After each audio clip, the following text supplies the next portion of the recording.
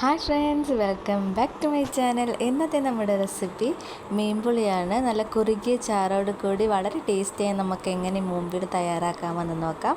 അപ്പോൾ channel subscribe ചെയ്യാത്തവരാണെങ്കിൽ ഒന്ന് സബ്സ്ക്രൈബ് ചെയ്ത് സപ്പോർട്ട് ചെയ്യണേ. അപ്പോൾ നമുക്ക് വീഡിയോയിലോട്ട് പോകാം. അപ്പോൾ നമ്മളിന്ന് മീൻകറി തയ്യാറാക്കാൻ പോകുന്നത് മൺചട്ടിയിലാണ്.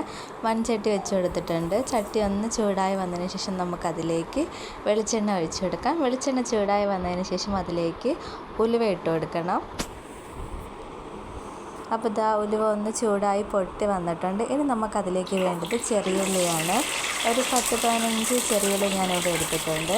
ചെറിയുള്ളി ഇതാ നമ്മളതിലേക്ക് ഇട്ട് കൊടുത്തിട്ടുണ്ട്. ഇനി ചെറിയുള്ളി നമുക്ക് നന്നായിട്ടൊന്ന് വഴറ്റി എടുക്കണം.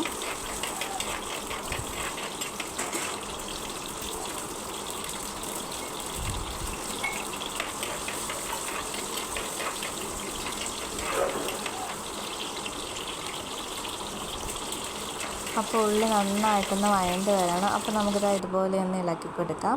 ഇതാ ചെറുതായിട്ടൊന്ന് വഴണ്ട് വന്നിട്ടുണ്ട്. ഇനി നമ്മളിതിലേക്ക് വേണ്ടത് തക്കാളിയാണ്. ഒരു പകുതി തക്കാളി ഞാനിവിടെ ചേർത്ത് കൊടുക്കുന്നുണ്ട്.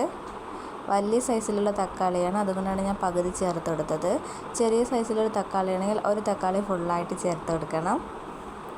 അപ്പോൾ തക്കാളിയും കൂടി ഇട്ട് നന്നായിട്ടൊന്ന് ഇളക്കിയെടുക്കാം. ഈ തക്കാളി ഉള്ളി നന്നായിട്ടൊന്ന് വഴറ്റി നമുക്ക് എടുക്കണം.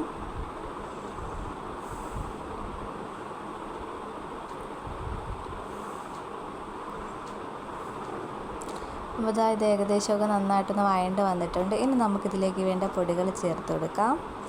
1 സ്പൂൺ മഞ്ഞൾപ്പൊടി, 1 സ്പൂൺ മല്ലിപ്പൊടി, 2 സ്പൂൺ മുളക് പൊടി. ഇതും കൂടെ ചേർത്ത് നമുക്ക് നന്നായിട്ടൊന്ന് ഇളക്കി കൊടുക്കാം. ഈ മസാലയുടെയൊക്കെ ഒരു പച്ചമണം മാറി വരുന്നവരെ നമുക്കിത് നന്നായിട്ടൊന്ന് ഇളക്കി കൊടുക്കണം.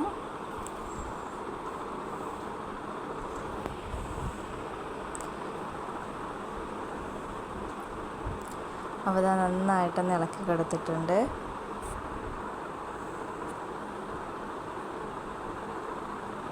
ഇനി നമുക്ക് ഫ്ലെയിം ഓഫ് ചെയ്ത് കൊടുക്കാം. എന്നിട്ട് നമുക്കിതൊന്ന് തണുക്കാൻ വേണ്ടി മാറ്റി വയ്ക്കണം.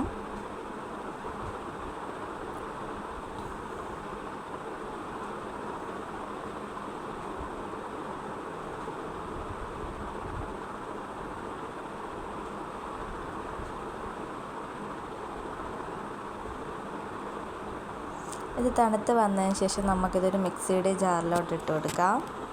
അപ്പോൾ ഇതാ ഒരു മിക്സിയുടെ ജാറിലേക്ക് ഇട്ട് കൊടുക്കുന്നുണ്ട്. കുറച്ച് വെള്ളം കൂടെ ഒഴിച്ച് നമുക്ക് നന്നായിട്ടൊരു പേസ്റ്റ് പോലെ ഒന്ന് അടിച്ചെടുക്കണം. ഇതാ ഞാനിവിടെ ഒന്ന് അടിച്ചെടുത്തിട്ടുണ്ട്. ഇനി നമ്മൾ നേരത്തെ എടുത്ത അതേ ചട്ടി തന്നെ ഒന്നും കൂടെ വെച്ച് കൊടുത്ത് നമുക്കതിലേക്ക് വെളിച്ചെണ്ണ ഒഴിച്ച് കൊടുക്കാം. ഇനി അതിലേക്ക് വേണ്ടത് കുറച്ച് ഉലുവയും അതുപോലെ തന്നെ കുറച്ച് കടുകുമാണ്. അതും കൂടി ഇട്ട് അത് രണ്ടും നന്നായിട്ടൊന്ന് പൊട്ടി വരണം.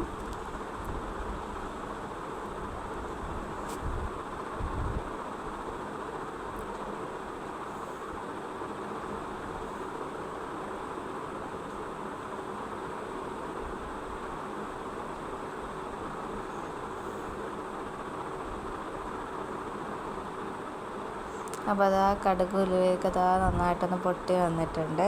ഇനി നമുക്കിതിലേക്ക് വേണ്ടത് വെളുത്തുള്ളിയും അതുപോലെ തന്നെ ഇഞ്ചിയുമാണ്. ചെറുതായിട്ട് അരിഞ്ഞതാണ്. അതും കൂടെ നമുക്കിതാ ഇതിലേക്കൊന്ന് ചേർത്ത് കൊടുക്കാം.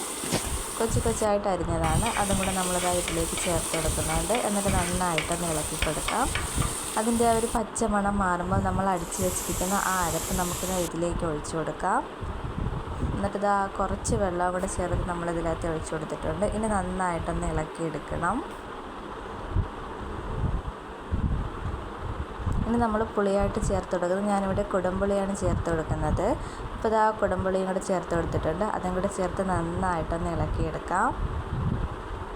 ഇനി ഇതിലേക്ക് വേണ്ടത് കുറച്ച് കറിവേപ്പിലയും അതുപോലെ തന്നെ 2 പച്ചമുളകുമാണ്. പച്ചമുളക് രണ്ടായിട്ടൊന്ന് കട്ട് ചെയ്താണ് നമ്മളിതിലേക്ക് ചേർത്ത് കൊടുക്കുന്നത്. നമുക്കിതിലേക്ക് ആവശ്യത്തിനുള്ള ഉപ്പ് കൂടി ചേർത്ത് കൊടുക്കാം. എന്നിട്ട് നന്നായിട്ടൊന്ന് ഇളക്കി കൊടുക്കാം. ഇത് നന്നായിട്ടൊന്ന് തിളച്ച് വരണം. തിളച്ച് വന്നതിന് ശേഷം നമുക്കിതിലേക്ക് മീനിട്ട് കൊടുക്കാം. അപ്പോൾ ഇതാ ഒന്ന് തിളച്ച് വന്നിട്ടുണ്ട്. അപ്പോൾ ഞാനിവിടെ എടുത്തിരിക്കുന്നത് പാരമീനാണ്. അപ്പോൾ നമുക്കിതാ ഈ മീൻ ഇതിലേക്ക് ഇട്ട് കൊടുക്കാം.